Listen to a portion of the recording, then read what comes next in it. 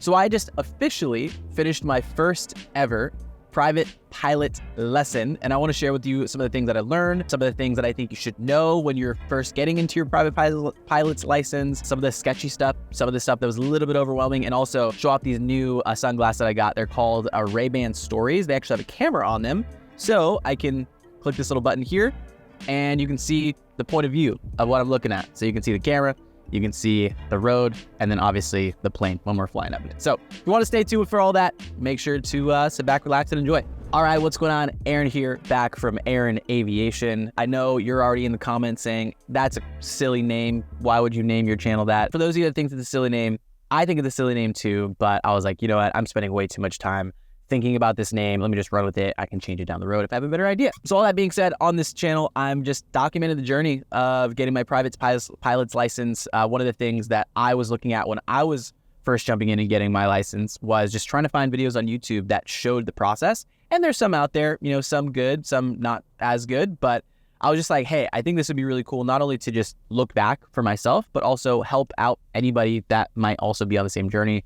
And maybe we can like study together. I don't know, just create a little bit of a community. So let's just stop talking and get into what you're here for, is the actual lesson itself. Today is a very overcast-y day. So, you know, not super clear, not like raining cats and dogs or anything like that. But fun fact, my first 2 lessons that I scheduled actually got canceled because of weather. So the third day I was like itching to get back in there because it had been like probably 2 or 3 weeks since I did the discovery flight. And so that's like the first thing to know is weather. I can already tell is going to be a massive pain in the butt, especially where I live. It is what is it? It's June.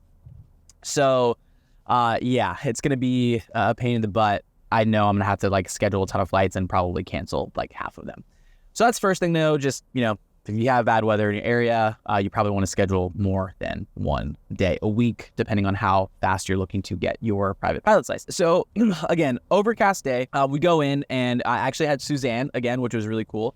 There's like 7 or 8 different instructors, and from what I've seen from some of the stuff that I've scheduled, I don't think all schools are the same. I think some of them you're like assigned one person and you like only go up with that person.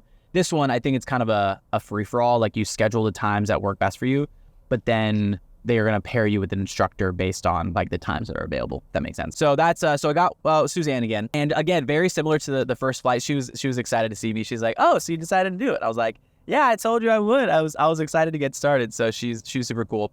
Went back to the office again, did a little bit of like the ground school. You know, she not really ground school, just more like looking at the weather. She would show me the website. It's called 1-800-WX-BRIEF, and what it does is just it can show you the weather. You can create like flight plans, and then you can also, again, a lot of this jargon I'm not 100% clear of just yet, but you know, looked at the weather, looked at you can see like the visibility, right? Because sometimes it's too foggy, or the ceiling is too low in terms of the clouds and stuff like that, then you can't go. So that was the first little part of it, and then obviously we went out to the plane.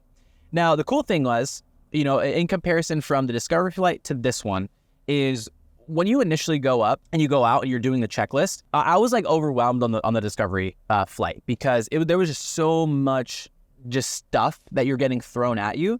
So this one was a little bit easier because like I'd seen the stuff before, and I was like, okay, cool. I know what this is. I know what this is. I know what the throttle is. I know where the switches are, you know, stuff like that.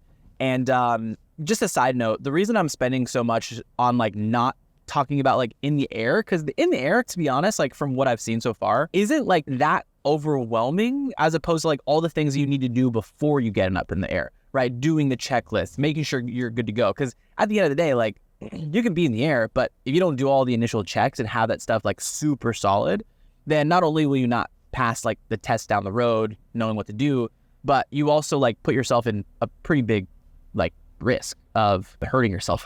So that's why I'm focusing a lot on, you know, some of the checklists and stuff like that. By the way, this is not like official instruction or anything like that. Got to get that disclaimer out of the way. So we did the whole checklist. We did all that stuff. And then finally we, you know, went to the, you know, she let me taxi over, turn on the airplane, all that kind of stuff. One of the parts that is still very, for lack of a better word, confusing to me And I just need to put more time into it. I'm going to ask Suzanne at the end of, I asked her at the end of our lesson, and she's going to send more information. But the most confusing part for me was the communication, right? The communication over the radio. So you always say, for me, it's a Chesapeake Airport. So I would always say, Chesapeake traffic.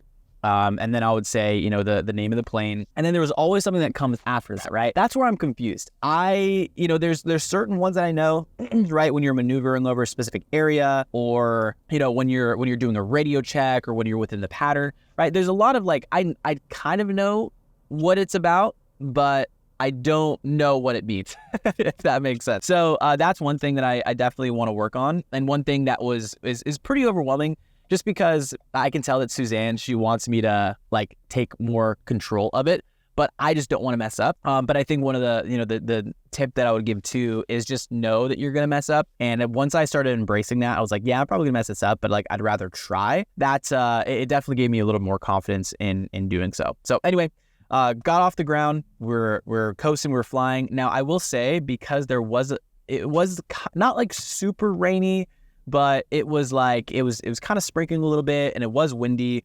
I will say that's especially because there was probably a 2-week period from my discovery flight to this one, is the same kind of uneasy feeling came up, because it is very different from being in a commercial airline versus a super small plane. That was a little bit uneasy, just on the takeoff. And then once we got up and about, it was definitely better. A couple of things that we were working on was just coordinating the turns. So, making sure to, when you're turning, you're using the rudder as well.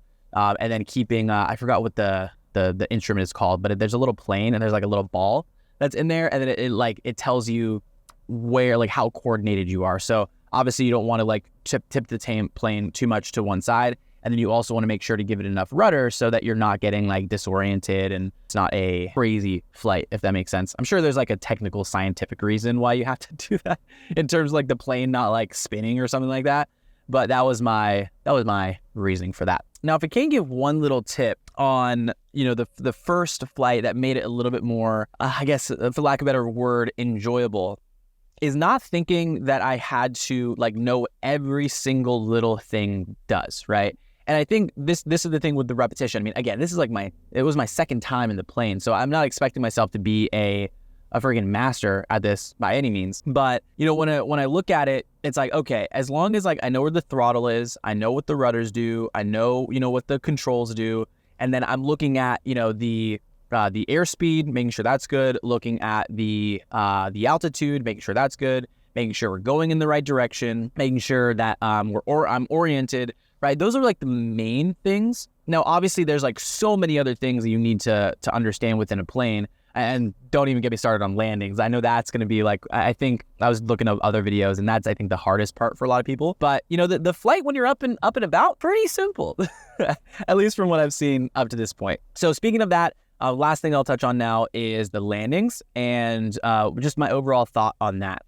So I think with the reason with landings, why it's so difficult, landings as opposed to just being up in the air, is when you're up in the air and you're, at straight and level flight, is you're not really changing a ton, right? You're not changing the throttle, you're not changing, or you are, but not as much, right? You can usually keep it coasting if you're coasting, kind of if you're cruise control on a car. But when this is just setting expectations and things, me kind of saying what I was seeing is, when you're coming in for a landing, there's so much more that's involved in terms of you have to turn on the flaps, you have to bring out the throttle. There's somehow the carburetor heat is involved somehow, because that is a loss of power, and it slows down the propeller more.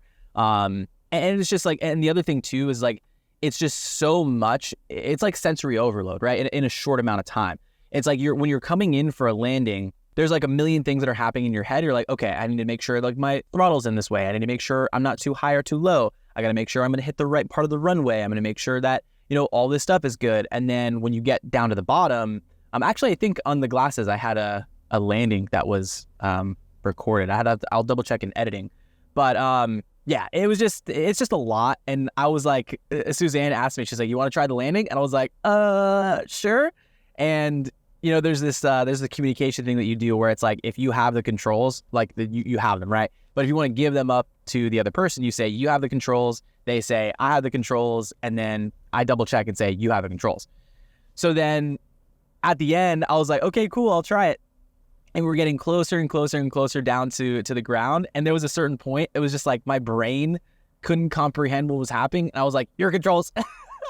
And she was like, my controls. And she, brought it in for the landing. So, and the thing is, like, I have no problem saying that I was like a little bit nervous doing that, because it's just like, you don't know what could happen if things go wrong, or if it's like not even that big of a deal. Again, first flight, so I'm not too coordinated with all that just yet, but it was just like that last minute decision of there's so much coming at me, and I was like, no, I just want to make sure I don't break the plane or anything like that. So I just gave it over to her. So yeah, overall, it just, I guess, biggest last words on this is I'm extremely excited. I will say that there was a lot of differences from the Discovery flight to this one in terms of just being more comfortable. So, being that this is like, if I have to get 40 hours and I've only done one, right? That's 1/40th of the amount of time that I'm going to spend in the plane. And I'm just going to get so much more experience and so much more out of it. So that's pretty much it, guys. If you have any questions or anything, again, I'm trying to document the entire journey as much as I can within my time. I'll be using these glasses a lot more, getting more footage. Down the road, I do want to see, I don't know, because I've seen people do this in the past, but I do want to try to get like a GoPro and like set it up in the plane. I don't want it to like take away from the instruction. I kind of just want it to be like a thing that documented the journey, and also like I could look back at it and, if I need to, study or whatever it is, or forget something, I think that would be kind of a cool thing to do. So, I also have to buy a headset because I haven't done that yet. And so I'm going to figure out what's the best headset, because I don't want to keep renting theirs. And yeah, just probably spend a bunch of money on stuff to be a pilot. So that being said, I'll end it there. If you have any questions, let me know in the comments. Leave a like. This is helpful. Would love to get more feedback and see what you guys think of these videos. And we'll see you guys on private pilot lesson number 2. Talk soon. Peace.